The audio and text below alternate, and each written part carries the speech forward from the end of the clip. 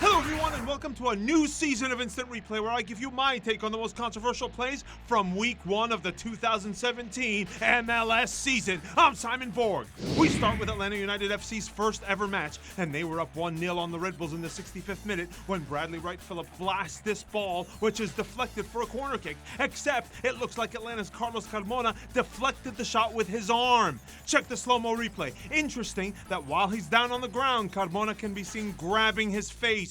The Red Bulls would still find a way to score 2 goals and overturn the result, but there were some questions about the second, which came on an own goal. Was Bradley Wright Phillips offside on the play? We don't have the best angle, but my hunch is that assistant referee Matthew Nelson does well to keep his flag down. BWP looks even with the defender. It was a frustrating night for Atlanta, and it manifested itself in the red card to Carmona, who referee Mark Geiger spotted stepping on Felipe Martins. To another historic match, Orlando City's opener at Orlando City Stadium. The home team was up 1-0 when NYCFC's Rodney Wallace goes in with the 2-footed tackle on Servando Carrasco during a particularly chaotic sequence of play. It earns Wallace a yellow from referee Jair Marufo, but I thought this could have been a straight red for serious foul play. So Wallace was not sent off there, but many felt he should have been in the 57th minute on a potential second yellow for this challenge on defender Jose Aja. I thought the referee did well not to pull out the second yellow. In my eyes, that was a run-of-the-mill foul. Next up, Rio Tinto Stadium. It's the 29th minute when goalkeeper Nick Raimondo is judged to have brought down Sebastian Jovinko in the box, and it's a Toronto penalty. But was it? Yes, there's contact, but I think you also see Jovinko dragging his trailing leg. Tough for referee Alan Chapman to spot, especially given it's a fast break and he's trailing the play. But we have a new angle, which shows that whether or not Jovinko drags that foot, Raimondo gets him good with the upper body. So good call by the referee. Either way, Raimondo makes up for it with the penalty stop on Jovinko. Speaking of the Italian forward, some wanted to see him sent off for a second yellow in the 86th minute for this collision with RSL defender David Horst. But this looks like a fair challenge to me. In my opinion, good decision by Chapman not to take out a card. One play from BBVA Compass Stadium. It's the 33rd minute, and the Dynamo are up a goal on Seattle. But should they have had a penalty? Referee Ricardo Salazar calls the free kick outside the box, but when we freeze frame it, it looks like the contact from Sounders defender Chad Marshall on forward Cubo Torres happens right on the edge of the penalty area, right on the line. No penalty is awarded. A free kick instead outside the box was called, but the Dynamo didn't need the extra help.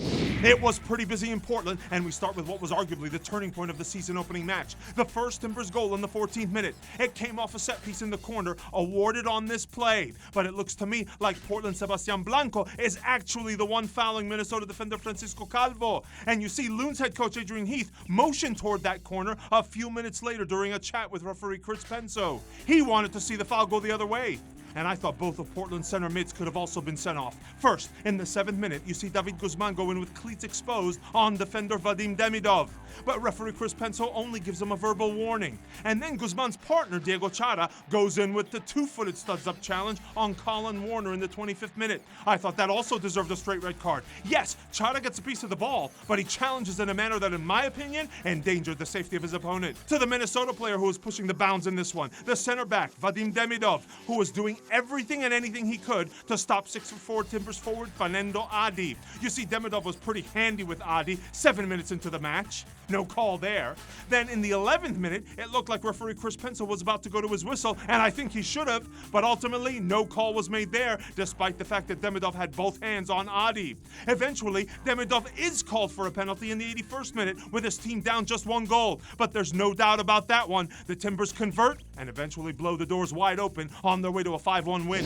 Next up, RFK Stadium, where it finished 0-0, but DC United were awarded a penalty in the 16th minute. I thought this was a great call by referee Robert Sabiga. You see how Sporting KC keeper Tim Melia takes out DC midfielder Julian Boucher with a high leg. That's a foul.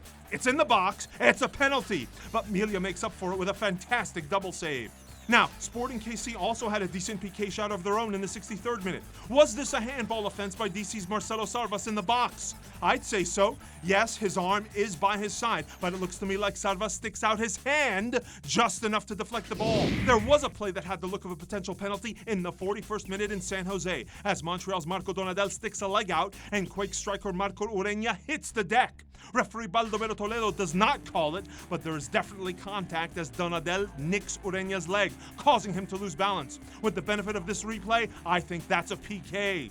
Interesting play in the 49th minute. Quakes defender Victor Bernardes goes in with studs exposed on Montreal star winger Ignacio Piatti, and the foul is called near the edge of the area, but Toledo doesn't show any cards for it. And I think this one's a hard one, because while Bernardes gets the ball and the contact is minimal, it's also a tackle that I can argue endangers Piatti's safety and should have seen red. This match did see the first red card of the new MLS season, and it was shown to a Montreal player. It's the 66th minute when center back Hasun Kamara cuts down Anibal Godoy's run, stopping a promising attack with a late and reckless tackle. The referee Toledo practically had no choice here. It's a second yellow and automatic sending off, and the 10-man Impact would wind up losing the match.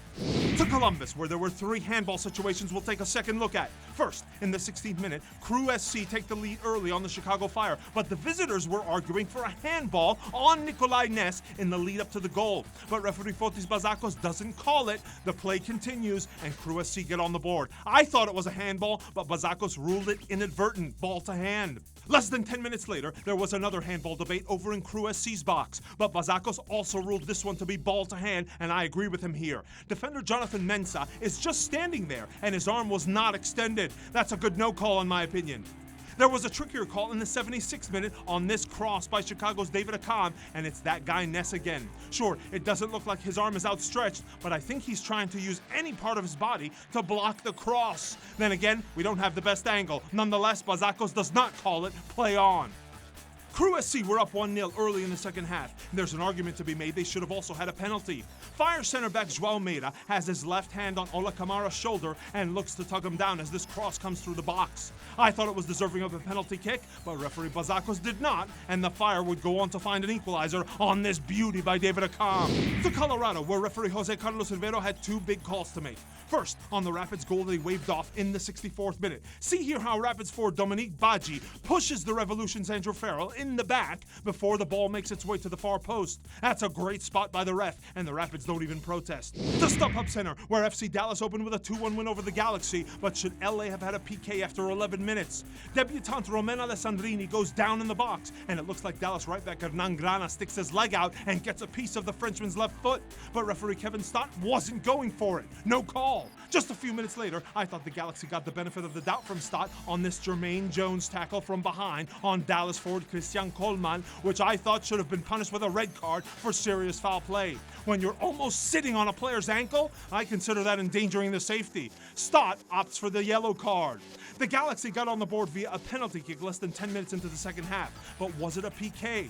Grana is judged to have committed the foul, but I think Galaxy left back David Romney just lets himself go. Giovanni Dos Santos converts for the momentary equalizer, but in the end, the Galaxy would come up short. And we end in Vancouver, where U.S. center back Oguchi Onyewu made his MLS debut, and it came close to being a short one. In the 22nd minute, he goes into a challenge with a high straight leg, studs showing. Luckily for Vancouver's Eric Hurtado, it doesn't look like Onyewu makes contact, or else we'd be talking about a sending off for serious foul play. The refs call, indirect free kick for dangerous play, no cards. One penalty appeal to look at from this one in the 51st minute as the Union's Chris Pontius goes down in the Whitecaps box. But right back Shane Williams just beats him to this ball in the box. Really risky tackle, but an excellent one, and referee Soren Stoica was right there. And shout out to assistant referee Adam Winkowski, who in his 14th MLS season came face to face with the hazards of his occupation. But he got up quicker than the player who collided with him, and he didn't even drop the flag. As you watch this, it's probably a reminder how these referees are fitter than you and me. That's all we have for this week. Thanks to all of you who flagged plays to us on Twitter using hashtag #InstantReplay. For our editor, Rich Hernandez, I'm Simon Borg. See you next time!